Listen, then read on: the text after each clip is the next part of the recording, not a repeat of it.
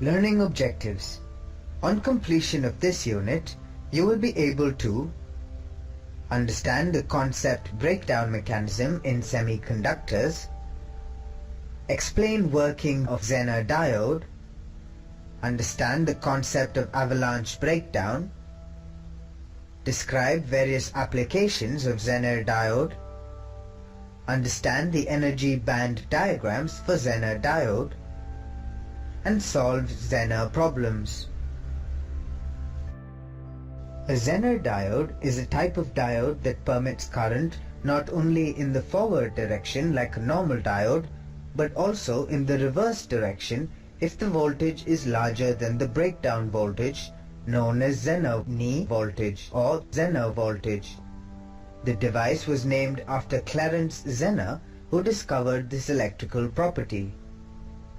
The arrowhead on a Zener diode symbol points in the direction of forward current when the diode is forward biased.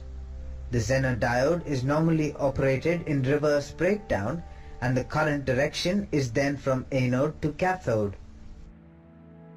Figure shows Zener diode characteristics in which the forward characteristic is same as that of ordinary forward biased junction diode.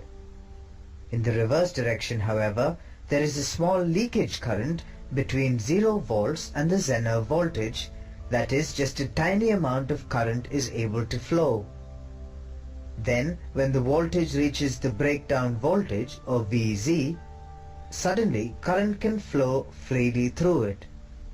Notice that as the reverse voltage is increased, the leakage of current remains essentially constant until the breakdown voltage is reached, where the current increases dramatically.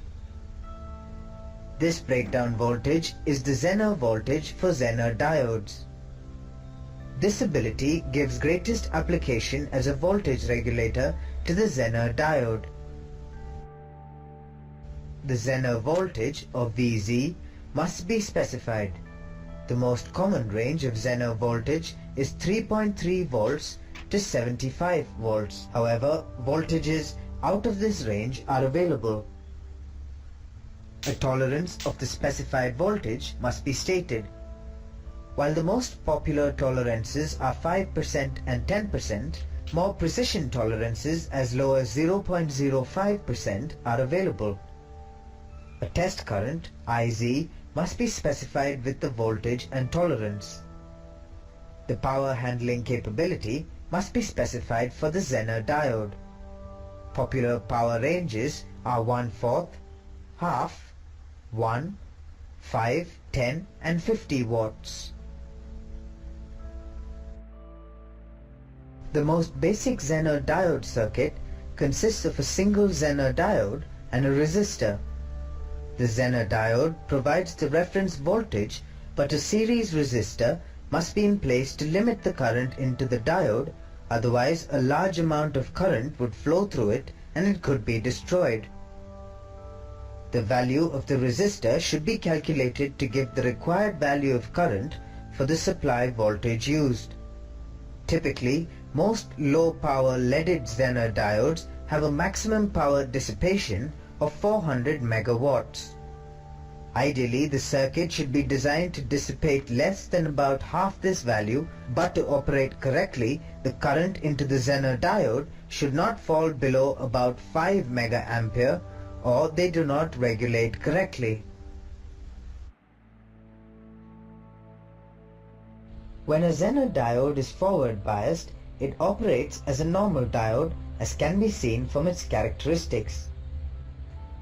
During forward bias condition, the Zener diode acts as an open and does not conduct until the forward voltage of 0.7 volts is reached.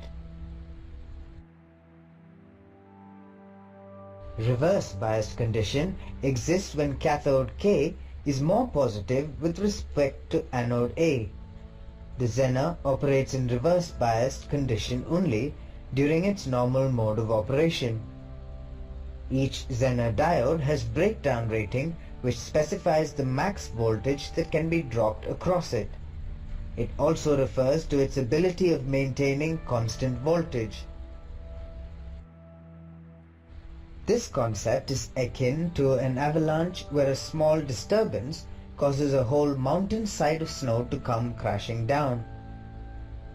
Avalanche breakdown is caused by impact ionization of electron-hole pairs. While very little current flows under reverse bias conditions, some current does flow. The electric field in the depletion region of a diode can be very high. Electrons or holes that enter the depletion region undergo a tremendous acceleration. As these accelerated carriers collide with the atoms, they can knock electrons from their bonds, creating additional electron-hole pairs and thus additional current. As these secondary carriers are swept into the depletion region, they too are accelerated and the process repeats itself. Avalanche breakdown occurs in lightly doped p-n junctions where the depletion regions is comparatively long. The doping density controls the breakdown voltage. The temperature coefficient of the avalanche mechanism is positive. As the temperature increases, the reverse breakdown voltage also goes up. The magnitude of the temperature's coefficient also increases with increasing breakdown voltage. Typical avalanche diodes look like this.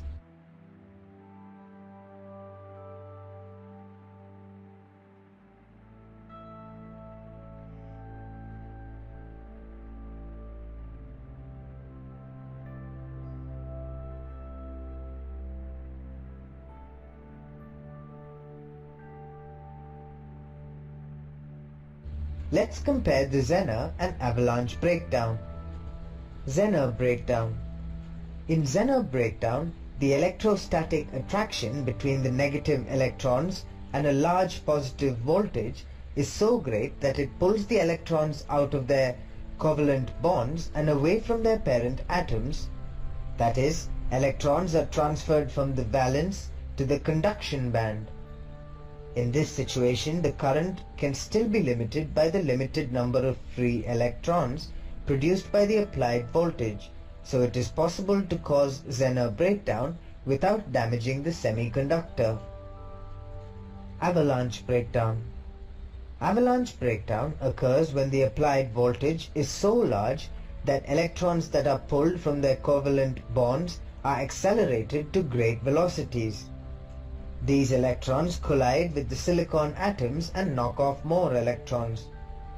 These electrons are then also accelerated and subsequently collide with other atoms. Each collision provides more electrons, which leads to more collisions, etc. The current in the semiconductor rapidly increases and the material can quickly be destroyed. The energy bands of the P and N materials are naturally at different levels, but reverse bias causes the valence band of the P material to overlap the energy level of the conducting band in the N material.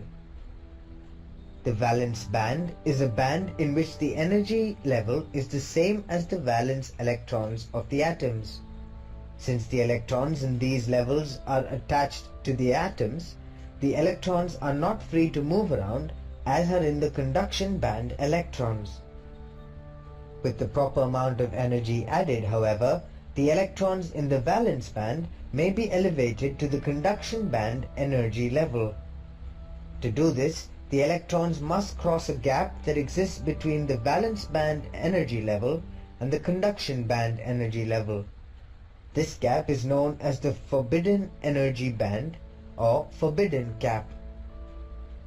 The energy difference across this gap determines whether a solid material will act as a conductor, a semiconductor, or an insulator. A conductor is a material in which the forbidden gap is so narrow that it can be considered non-existent. A Zener diode is a type of diode that permits current not only in the forward direction like a normal diode, but also in the reverse direction if the voltage is larger than the breakdown voltage. The forward characteristics is the same as that of an ordinary forward biased junction diode. Reverse voltage is increased, the leakage current remains essentially constant until breakdown voltage is reached, where the current increases dramatically. This breakdown voltage is the Zener voltage for Zener diodes. The most basic Zener diode circuit consists of a single Zener diode and a resistor. The Zener diode provides the reference voltage, but a series resistor must be in place to limit the current into the diode, otherwise a large amount of current would flow through it and it could be destroyed. Avalanche breakdown occurs in lightly doped p-n junctions where the depletion region is comparatively long. The doping density controls the breakdown voltage. The energy bands of the p and n materials are naturally at different levels, but reverse bias causes the valence band of the p material to overlap the energy level of the conduction band in the n material. The most common applications of Zener diode: Zener regulator, Zener limiters, Zener comparator, and Zener in power supplies.